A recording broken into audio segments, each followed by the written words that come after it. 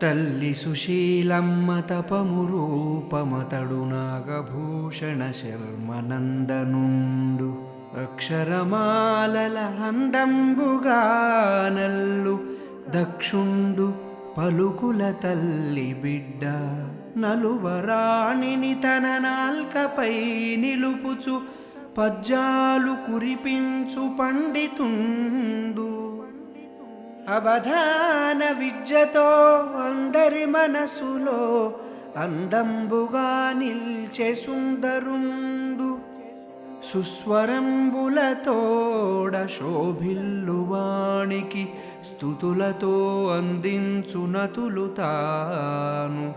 మాడుగుల వంశమందున మణియతండు శ్రీ సరస్వతి మాత విశేషమైన వరములందిన భరతాంబ సిరియతండు సాహితీ రంగమందున చక్రవర్తి నాగఫణి శర్మ తనదైన రాగమందు విజయ సందేశమందించి